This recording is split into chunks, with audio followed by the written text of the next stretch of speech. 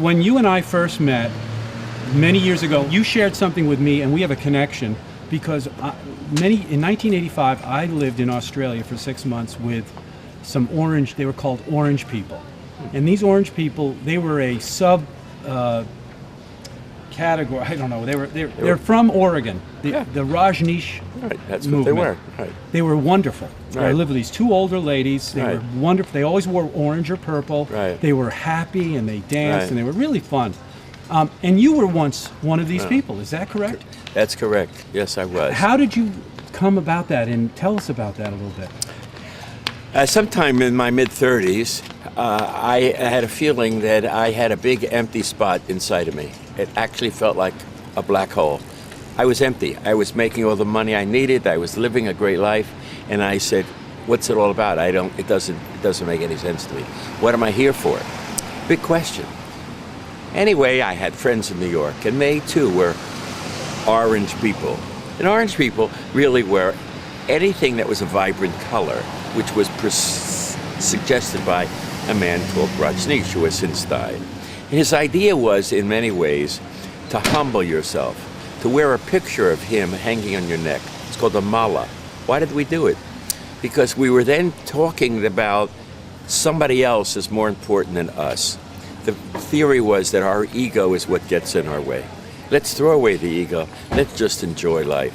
Let's not worry about the impression we make in all variations of things that come from an ego. People come into the store sometimes with, "You know who I am?" You know, it doesn't matter who we are. What really counts is what's inside. One of the advantages, when I went to that originally, and how I found it's a long, long story, but when I went there originally, I lived in my facade. You know who I am? My facade. And we all do that. Not all, but many people do that. Sure. It's so nice. It's easy to be in there. Of course, Yeah. because that's your armor. That's Right. just, you know who I am. Yeah. But we're not that. What we really are inside is just, I don't know, in some cases just a meek person asking for acceptance and hoping that things go well with us. Many people won't say that. They won't admit it. They won't feel comfortable with it. As a result of that, what I call like opening up your heart, taking off the armor, it's so great in the store. I open up my heart to customers. I talk to them about how I feel about business. I talk to them about themselves. Sometimes I say some personal things to them that they're a little shocked. Sometimes it's in humor. Sometimes it doesn't work. But you know what? The customer then opens up their heart to me. And I have more than a selling-buying relationship. I love it. So even if I don't sell something, it doesn't matter. The influence. Now, because the Bhagwan was from India, and a lot of your pieces are, you craft them, but they're made there. Did that have any influence on why you became selling the kind of items that you have today? No. No. India was a result. What I learned from India, my experiences with Rajneesh, my experiences with a master in India, was more like I didn't have to prove myself anymore. I should accept the fact that I'm good as I am. That process alone brought me, it could have been India, it could have been any place. It just gave me the strength to be more and more creative. Mm-hmm. You see, Rajneesh said to me one time, "You and I, Don," he said in a beautiful way, "we're the same. The only difference is that I being Rajneesh the man, said, I have a little more self-esteem. I like myself more." And that was the end of that sentence. And I said to myself, what is he talking about? Why is he saying he has more self-esteem? This is supposed to be an egoless man. But he is an egoless man. And it was an unbelievable experience. And it changed my life because I realized once I felt that I'm okay, deeply okay, not in the surface okay, not based on my car or my money or my homes or anything of that nature, then I'm really operating from my heart and for my creativity.